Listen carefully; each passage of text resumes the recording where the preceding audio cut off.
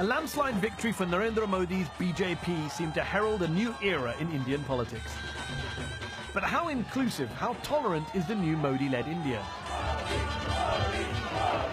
So you can say, yes, I'm a Hindu nationalist, because I'm a born Hindu. I'm a patriot, so nothing is wrong in it. India's Prime Minister hails from the RSS, a hardline Hindu nationalist organisation and the ideological backbone of his ruling BJP party. Critics blame the organisation for the murder of India's iconic independence leader and accuse it of neo-fascism and inciting violence against minorities. RSS activists have been widely linked with those Hindu mobs who slaughtered perhaps as many as 2,000 Muslims. Everybody attacked us, even the police. They poured kerosene and acid on us and set us on fire. So, is communal violence on the rise in Modi's India? And is the world's largest democracy now flirting with fascism? My guest tonight firmly believes that India is a Hindu nation, but insists that his party's Hindu nationalist ideology can be a unifying force. I'm Mehdi Hassan, and I've come here to the Oxford Union to go head-to-head with Ram Madhav, National General Secretary of the BJP and former spokesman for the controversial RSS. I'll challenge him on whether his brand of Hindu nationalism is compatible with secular democracy, and I'll ask whether India's minorities are under attack.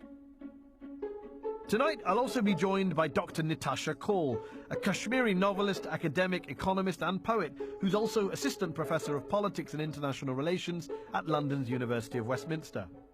Dr. Gautam Sen, former lecturer at the London School of Economics and President of the World Association of Hindu Academicians. And Mehboob Khan, a UK-based journalist of Indian origin who's currently a presenter at UN Radio.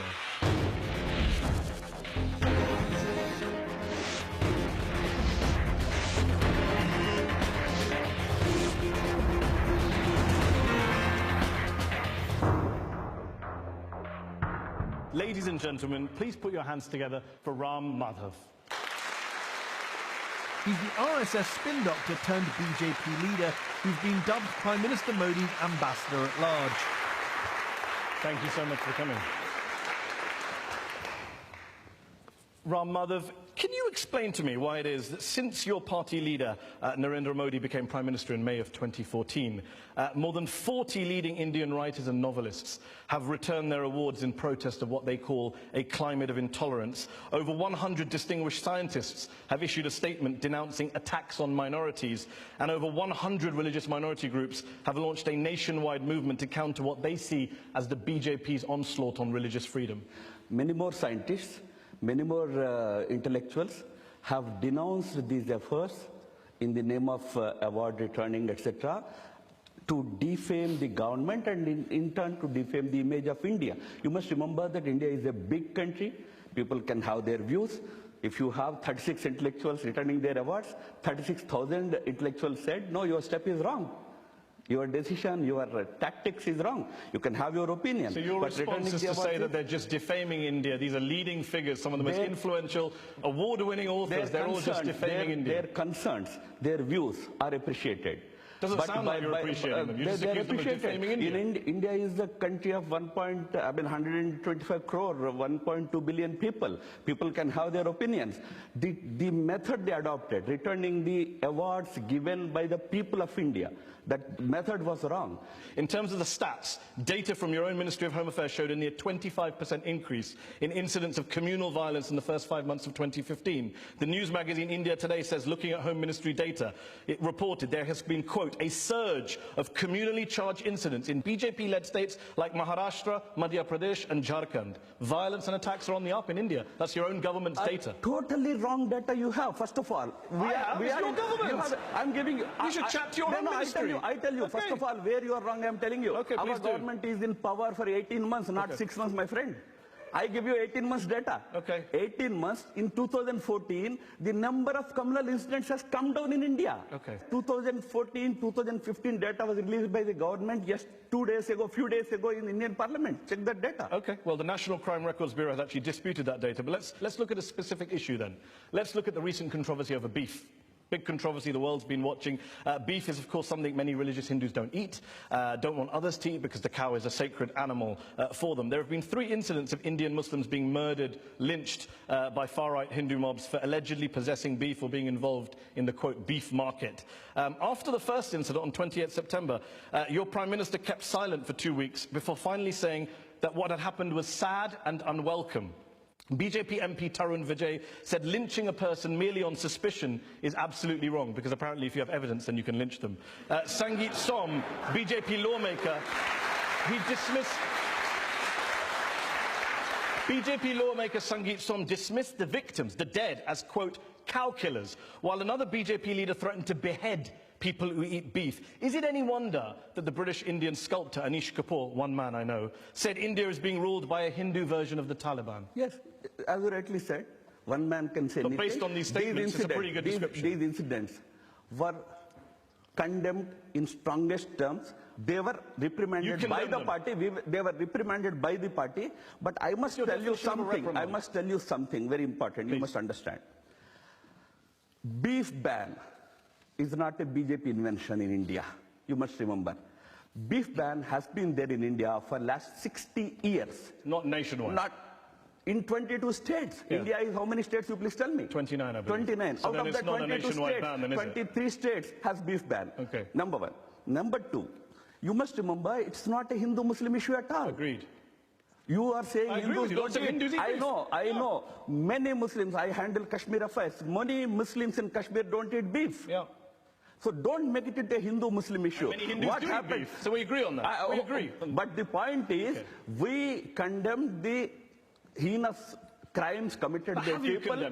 We did. Sad and unwelcome is not really a condemnation, is it? The Prime Minister said it was sad and unwelcome. That's not true. He said, what did he say? I condemn those incidents. I condemn that incident. He has asked the concerned state government, Uttar Pradesh government, to act against the culprits, which the government is doing. The chief, you said only a few people, let me give you a fourth. The Chief Minister of Haryana State described the lynching as a, quote, misunderstanding. Immediately disowned by the party. Okay. He immediately apologized. Why don't you say the other part? You have to do a lot of disowning. I'm just wondering why they say this stuff in the first place. Have you reprimanded them? Absolutely. What's the punishment? Punishment? We took the necessary action. What was the action? Against them. I will tell you when it's necessary, not necessary now. It's a secret. We were so tough on them, we can't tell you what we did. The problem is it's not just beef, is it? There's an issue with the rhetoric coming out across the board from some ministers. BJP Minister Giriraj Singh said India's growing Muslim population is a big threat. We have to protect Hindu religion. Senior BJP official Subramaniam Swamy says a mosque is not a religious place. It's just a building. It can be demolished at any time. BJP Culture Minister Mahesh Sharma called a former Muslim president of India, quote, a great nationalist despite being a Muslim. Despite being a Muslim. Do you condemn those views as well? We did ask all of them to... It's not expected of them to say those things. Why are they saying? How can I answer why are they saying? Your colleagues. If they're saying that, no, look at India's politician statements. Look at what a politician called Ajam Khan says. Look at what OIC says. Look at what some other politician from Mulayam Singh Yadav says. We're back in the playground. Look what they said. I'll ask them when they come on the show. I'm asking you now. So across the spectrum, we're all bigots across the spectrum. Is that the argument? We all should condemn. We all should condemn if an irresponsible statement is made. So many ministers, so many MPs. We've been through just a handful. Okay. Does the Prime Minister get tired in his busy schedule having to reprimand ministers and colleagues all the time? No, don't worry. Don't worry.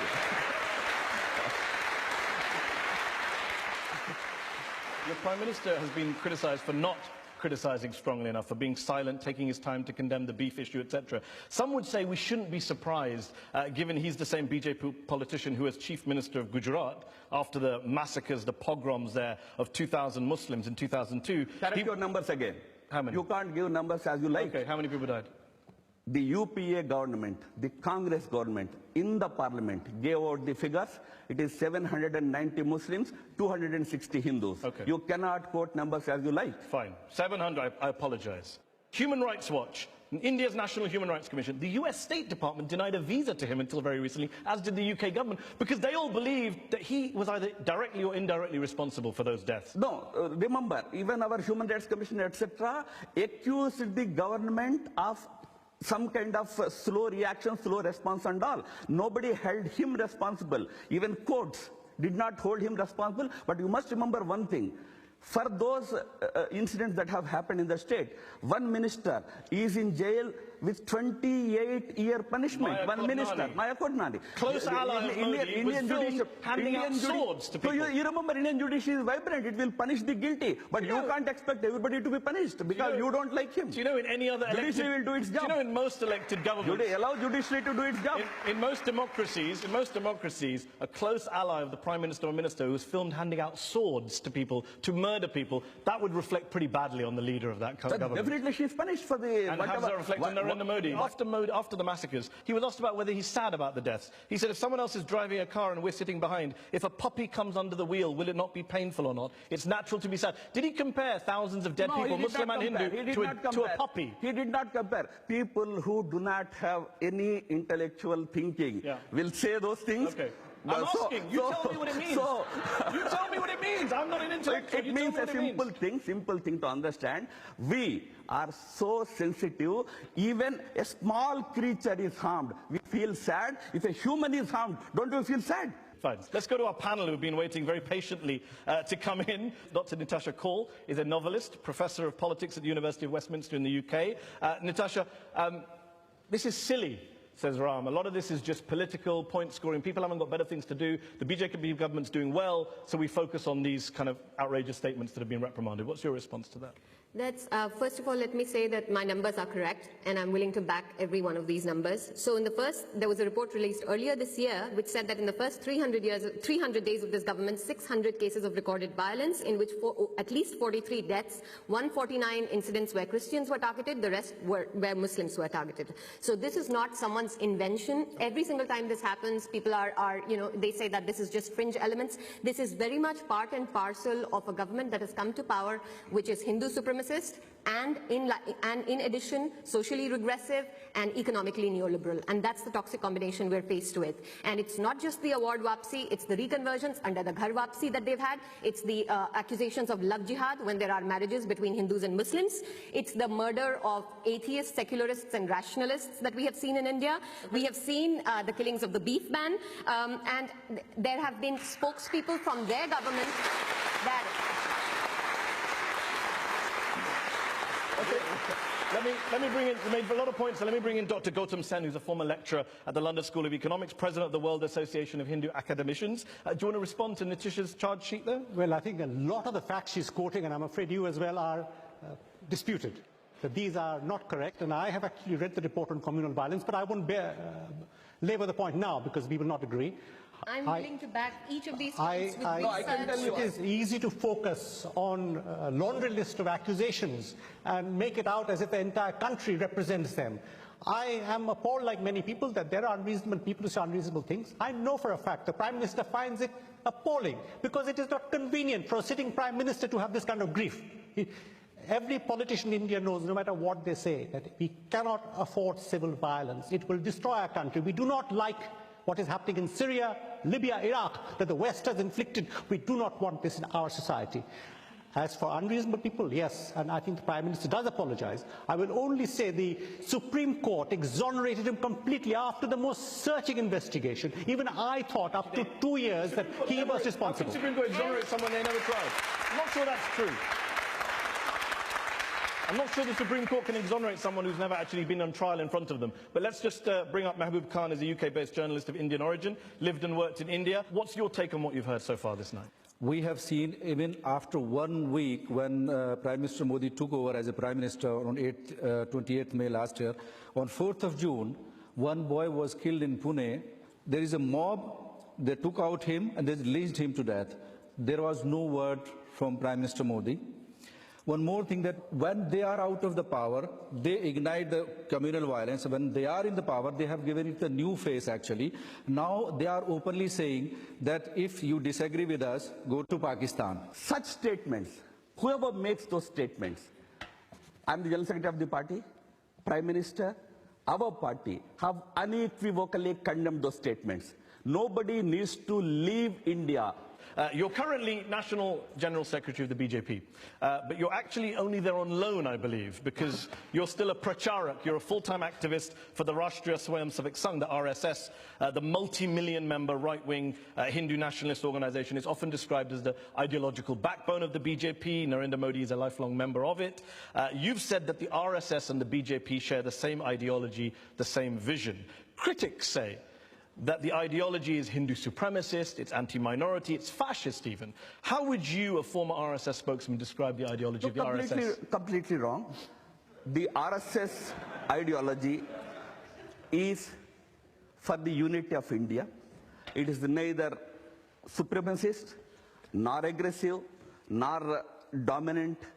It is for the whole country, for all the people. RSS ideology stands for One India, United India. So when people talk about the RSS ideology, do you understand why some people are afraid? They look at the past, they look at the history. M.S. Golwalkar, for example, former leader of the RSS, one of its most influential voices, someone both you and the Prime Minister have described as inspirational. He was inspired, he says, by Nazi Germany, which displayed, he said, a race pride at its highest and was a good lesson for use in Hindustan, in India. He said the three main threats to India, internal threats, were number one, Muslims, number two, Christians, number three, communists. He referred to India's Muslim menace and to India's Christians as bloodsuckers. Do you understand why people are nervous when they hear the RSS, when they see people like Golwalkar are behind it? And now that you're quoting Golwalkar, let me quote Golwalkar for you. Okay. For your benefit, you Please should, do. Because many times you misquote him. Okay. Did I misquote him just now? Yeah. Did absolutely, I? absolutely. He never said. For the simple Okay. reason. For the simple reason. Okay. Bloodsuckers, etc., was not used by him. Those words were never used by Guruji Golwalkar. I challenge you, Okay. and I am telling you what he said. Read. I am telling you what he said. According to our ways of religious belief and philosophy, a Muslim is as good as a Hindu. It is not the Hindu alone who will reach the ultimate Godhead. Everyone has the right to follow his path according to his own persuasion. That is our attitude. This is Guruji Golwalkar. Fantastic. So he didn't say, so just to clarify, he didn't say what have the Christians done in practice. Wherever they have gone, they have proved not to be blood givers, but blood suckers. No, he didn't say that. He didn't say that. He doesn't say in a bunch of thoughts, you must, third edition, 1966, available on the RSS website to download and read. No, he didn't use the word bloodsuckers at all. You are misquoting. He didn't use the bloodsuckers at all. What did he say? He didn't say the three main internal threats are Muslims, Christians, communists. They are challenges. We have the three challenges in our country. Three challenges? One is Christianity. Okay. Oh yeah, this is the show of challenges. I'm asking you a question. This is the show of challenges. We have to talk about challenges. So you're translating enemy as challenge? Yeah, okay. No. He didn't say the three main internal threats? No, internal threats, internal challenges, yes. Well, in the wake of the Gujarat massacre, let's see if I've got a mistranslation here. The RSS passed a resolution in Bangalore in 2002, when you were part of the executive committee. Let Muslims understand that their real safety lies in the goodwill of the majority. How is that not a threat? What we said was, what happened in Gujarat is highly condemnable. Yes. In any society.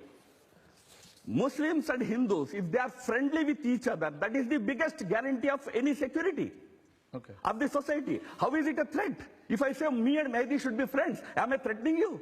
If David Cameron were to say, let British Hindus understand that their real safety lies in the goodwill of the majority, do you think people would think that was acceptable? They wouldn't. Just while we're on the subject, you yourself said this is Hindustan, this is a Hindu country earlier this year. What did you mean by that? Clarify that. Hindustan is a word that is in vogue for this country much before RSS was born. When we say Hindustan, it's a land where a particular way of life, a particular culture or a civilization is practiced, which is broadly identified. Only one culture? Country will have one culture which accommodates different streams. And it's a Hindu culture? Different streams. You call it Hindu, you call it syncretic, you call it anything. I'm asking what you call it. No, we call it Hindu. Do you have an objection? If you want to call it otherwise, call it. But India has one culture. We are one culture, one people, one nation. But the Muslims, the Christians, the Sikhs, the millions of people who are not Hindu might say, I'm Indian, but I'm not Hindu. So where do I fit in here? Because, see, Hindu term is used differently in different... You mean cultural? Are you saying what you've defined as Hindu? It's not Hindu used culture. in the religious connotation. So here's my question. Where does a definition of Indianness that is on Hindu culture, where does that leave Muslim contributions? For example, the Taj Mahal. What would you do with that? Would you flatten it? Would you paint it orange? How do you make it Hindu? Very much part of it. Very much part of it. How do you make it Hindu?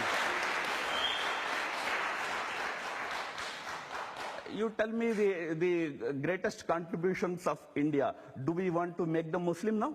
But is it Hindu culture? That's all I'm asking. Is Taj Mahal part of Hindu culture? Yeah, very much in terms of our civilizational and cultural ethos, they are all part of it. But so Taj Mahal is part of Hindu culture. If a Muslim doesn't want to admit it, so be it. Let him call it a Muslim culture. It is different from Hindu culture. I'm asking you, Ram. It's a very simple question. Is Taj Mahal part of Hindu culture? Part of our culture. Is it Hindu? Part of our culture, which we call Hindu. You define. Yeah, we call Hindu. It's so whatever you like, you call Hindu. Yeah. Let's go back to our panel.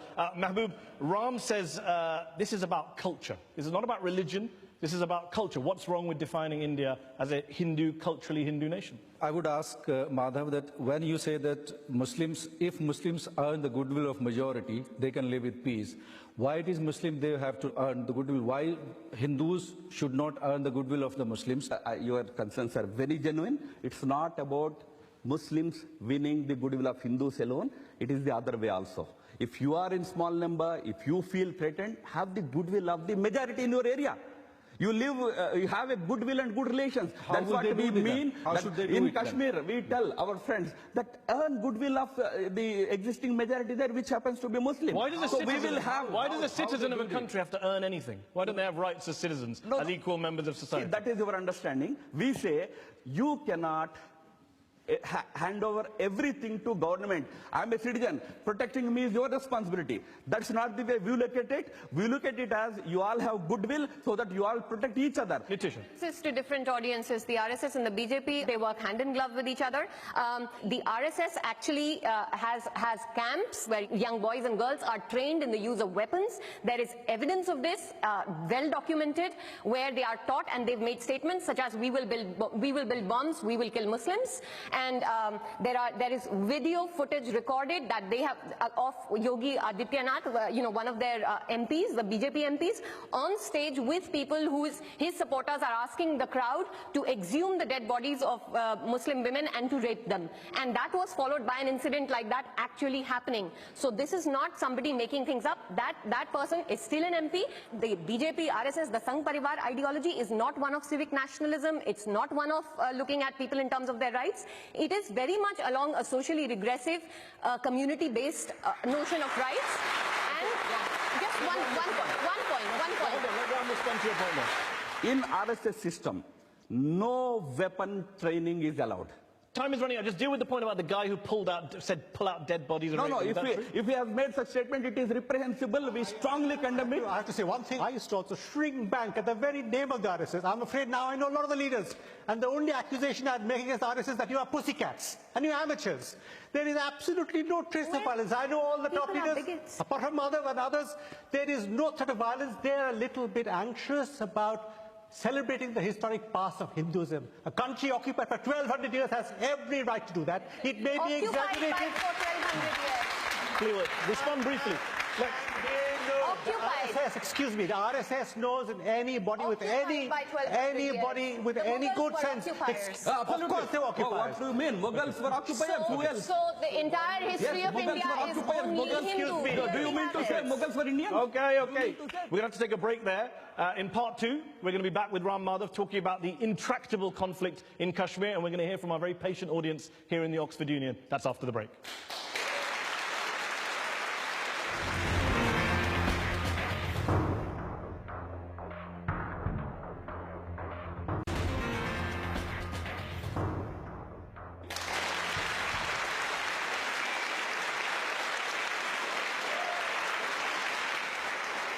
Welcome back. You're watching Head to Head on Al Jazeera. My guest is Ram Madhav, General Secretary of the BJP. We've been talking about the BJP, about the RSS, about Hindutva and ideology. In this part, I want to talk about a political conflict that's been going on for a very long time, the issue of Kashmir, the territory disputed both by India and Pakistan since partition. It's led to several wars. Tens of thousands of people have died. Experts are worried about a nuclear exchange starting because of the standoff in Kashmir. And yet, in November, Prime Minister Modi visited the area. He said, I don't need advice or analysis from anyone in the world on Kashmir, despite the fact that he doesn't seem to have any solution to the conflict there, apart from throwing more money at the problem. And yet the challenge of Kashmir, wouldn't you agree, is not developmental, is not socio-economic, it's political, it's geopolitical.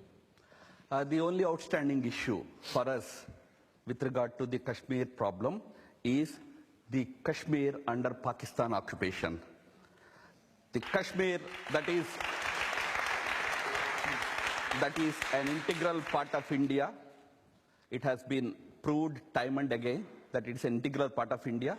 So when the Prime Minister is visiting Kashmir, he is visiting any other Indian state, it's like any other Indian state. With tens of thousands of people being killed in an insurgency against the government from people who live in that state who aren't very happy with the situation. I think we would agree. I handle Jammu Kashmir affairs.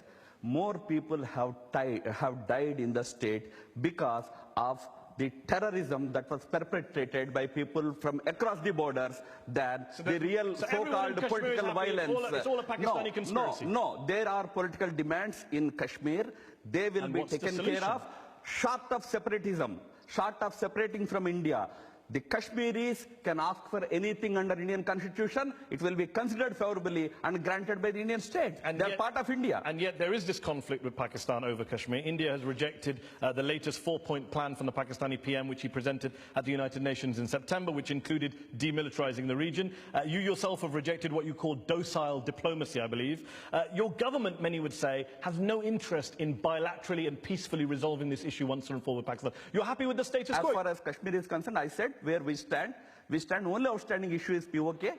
As neighbors have to have good relations. We strive for that. It's not a question for BJP so government what's your alone. solution? Successive governments have what's tried. Your government's solution? Yes, we are trying for the same thing. I'm asking for the solution. We are trying for the same what thing. Is the solution? Our NSCA level talks are happening. Our foreign secretary level what talks do you have want happened. To see happen? What's Our your Prime Minister has talked to the Prime Minister of Pakistan at and Paris what summit. What is your proposal? What is your solution? I'm asking. We talk it out. Just keep talking. But yes, what's the end result? Solution. It's a very vexed problem, my friend. And I'm asking for your solution. Wait, have patience. We two countries have patience. Only 60, 70 years later. Peace. Yeah, why are you worried? We are settling it out. We're worried the rest of the world doesn't want a nuclear war because your two countries can't sort it out. You worry about many more things that are happening. Your ISIS can catch hold of nuclear weapons. Worry about them.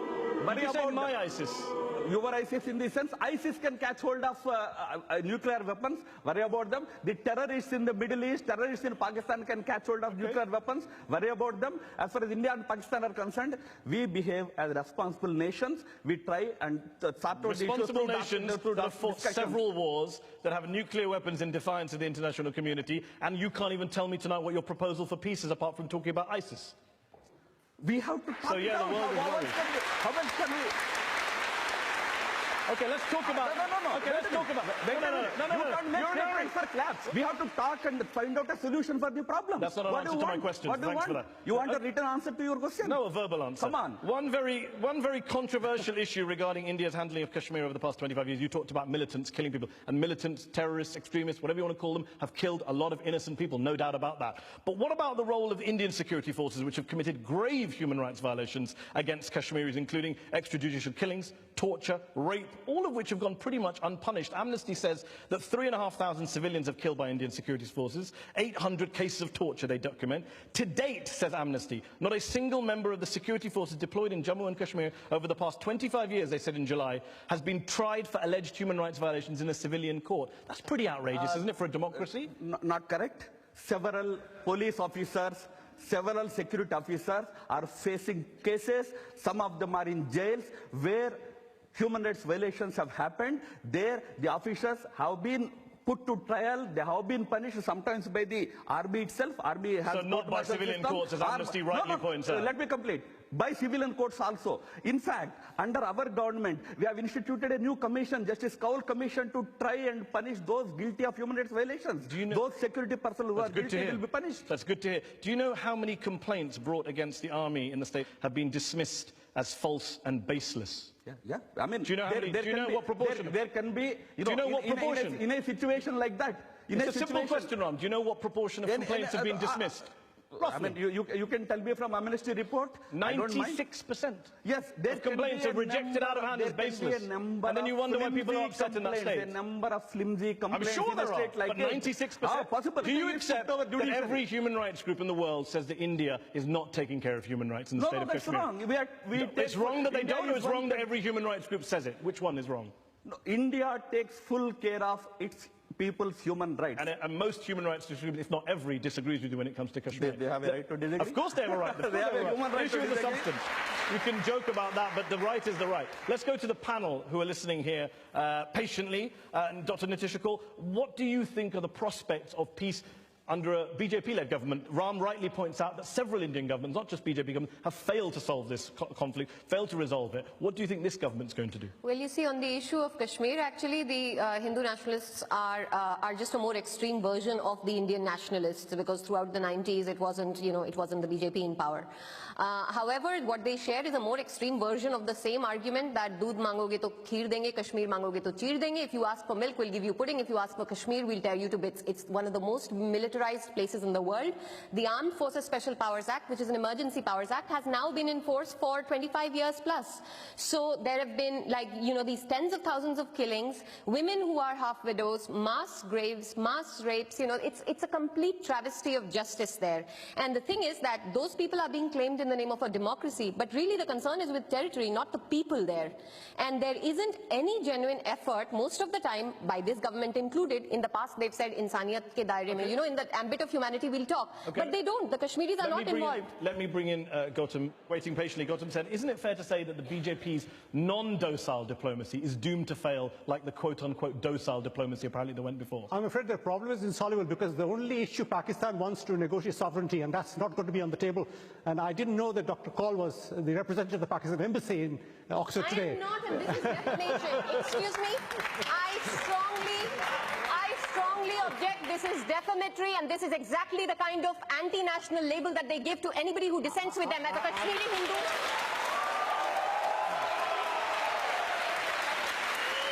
To make your point. Do you want to respond? Do you want to withdraw the remark? Do you want to withdraw the remark? I do not withdraw my complaint. I also want to say... Is there going to be a peace deal under this government? Yes or no? I think peace is going to prove extremely elusive, because the demand will not be met. Okay, thank you. Mahbub Khan, you spent 4 years as a correspondent in Indian-administered Kashmir. You even, I believe, received threats, you say, from the Indian government over your news reports on human rights abuses. What is your view? I would say to Ram, if successive government have failed in finding a solution, and you are saying that you are ready to talk on anything, so why don't you talk to Hurriyat, which is the main hurdle there now? And if you take them, if you engage them, even since Prime Minister Modi has come to power, he has refused, or he has lost several opportunities. So first, I think you have to get rid of this, that Kashmiri, the whole Kashmir is integral part. That is a problem you have to lead. If you are sincere, then you have to find some common ground. Otherwise, you are going to fail. Ram, come back in briefly. I want to bring in the audience, so come back in briefly. Yeah, my simple point is, Hurriyat can talk to the Jammu and Kashmir state government in our common minimum program. We have stated that as internal stakeholders, the Hurriyat can always talk to the state government. Hurriyat, we do not consider as a player in the international politics between India and Pakistan. They will be handled by respective governments. Okay. You are asking repeatedly what will happen. Okay. We will together work as two democracies. As long as democracy survives in Pakistan, we work as two democracies. We will not talk to a military Pakistan. Let's go to our audience here in the Oxford Union. Let me go. We've got a gentleman here at the front. I'm an Indian and I now live in UK. I have always been proud of being a product of the composite culture of India. To my British friends, I often say that India is an example of unity and diversity.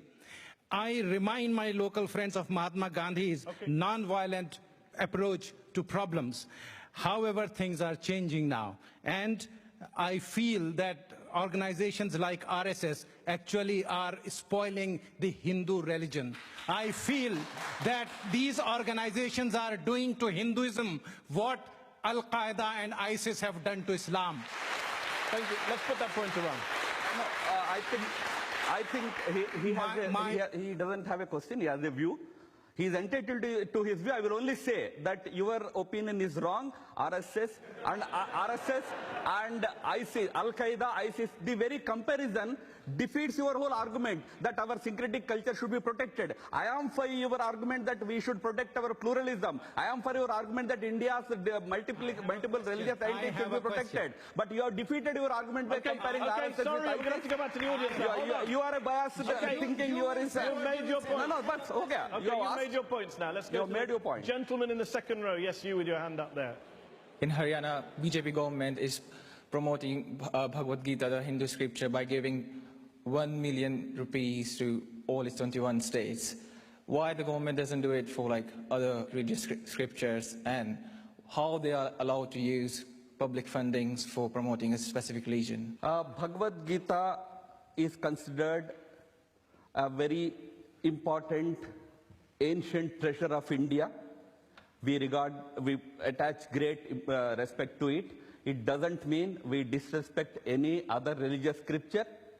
Government is free to support all religions. We support all religions. Our government supports all the religions. In a secular nation, you treat all religions equally, don't you? Yeah, of course. That is precisely what we stand for. So will you be funding the spreading of the Quran and the Bible? My point is, you ask for special treatment to minorities. We are saying let us have equal respect to all. So, agreed. So we give equal respect to all. So on equal grounds, will you be funding the spreading of the... Let Maharashtra... will you be funding the spreading of the Quran and the Bible? Let Haryana's Muslim leadership approach the government. They will certainly do the needful. Are you in favour of that? Let the government do the needful. I'm asking you. Whatever is good, whatever is right, the government will do. Whatever is right, are you in favour of the government? Whatever is right, the government will do. And I'm asking you, are you in favour of the government funding? I am not the Chief Minister of the state. But you have an opinion. We've seen tonight you have a fair few opinions. My opinion cannot be in your words. It will be in my words. My opinion is, whatever is right, the government will do. That's not an opinion. That's a classic politician. Can we go to some of the? Can we go to some of the? Politician. Can we go to the? Do you agree with funding the Bhagavad Gitas? Absolutely. Okay, so now you have an opinion. Nothing wrong in that. Good to know. Nothing wrong. Yes, lady there at the back. Yes, you. Since RSS is always seen as a Hindu organization, could you please tell the audience the Islamic, the Muslim and the Christian organization that are working with the RSS to help everyone in the country, so that the audience knows here?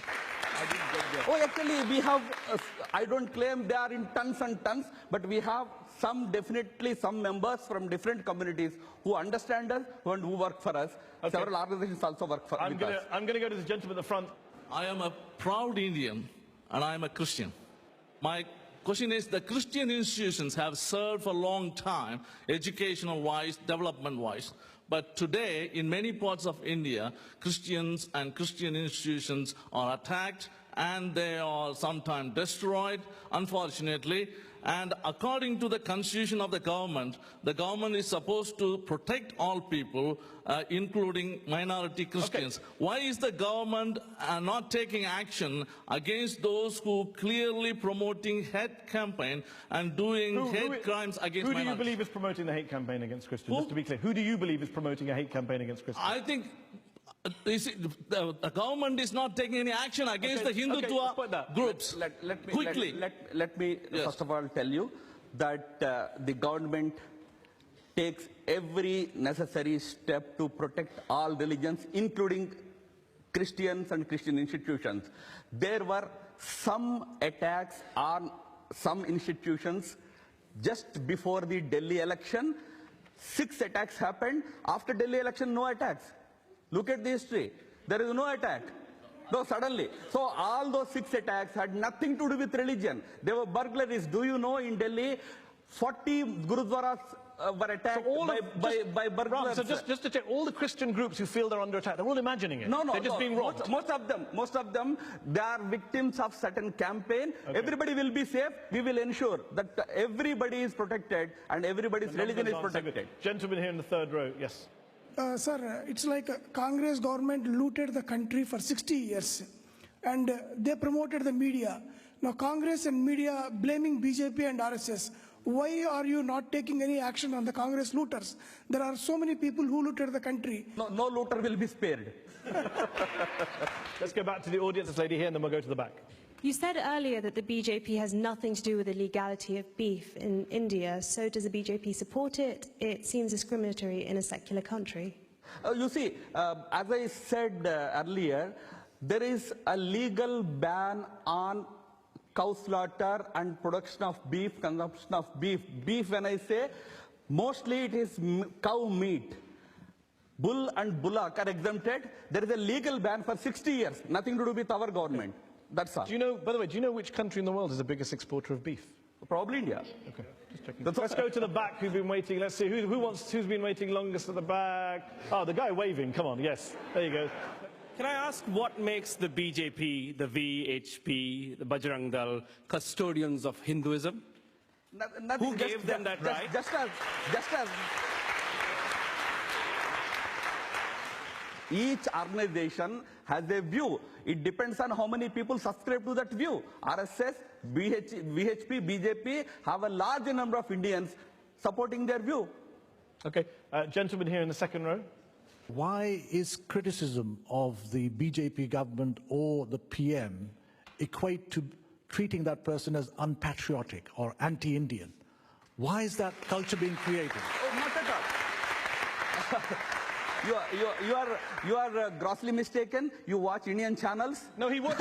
No, all the time. He watched you. He watched you in the very first answer say anyone who gives back their orders defaming the country because they feel that is pretty. You're basically saying that unpatriotic. Unpatriotic. Award Vapsi by those 36 people in India. Those who criticize BJP are in millions.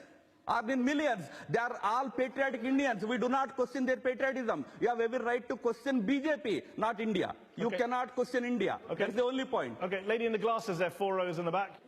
I'm a proud Indian. I also happen to be a minority.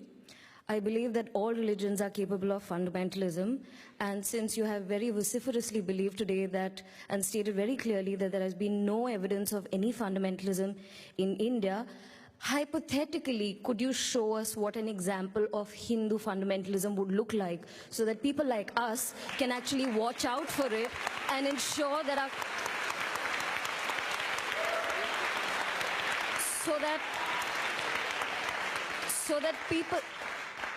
so that people like us can watch out for it and ensure that there is no sort of Hindu fundamentalism that ever comes out.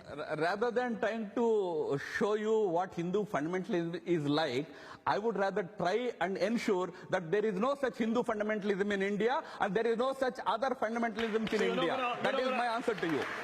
I mean, you're not going to, but surely you would concede, like anyone would concede, that there are groups who are pushing hatred, who are engaging in violence in the name of whatever you want to call it, Hindu political ideology, Hindu nationalism. Punish them. No, but you accept it's happening. You accept, it sometimes seems like you're saying it's all a myth, it's all a media creation. See, they're all burglars. There is a subtle difference. If somebody is, for example, somebody is justifying his violence by quoting scriptures, call him a Hindu fundamentalist. Okay. But if he does it, we condemn it. Nobody has right to violence, nobody has right to fundamentalism. Okay, but you didn't answer a question to be. Let's take this lady's question here. Yes, she'll be waiting a while. Amongst the other, factual incorrectness that we've seen here today, there is no state of Kashmir, there is a state of Jammu and Kashmir. I am from that state.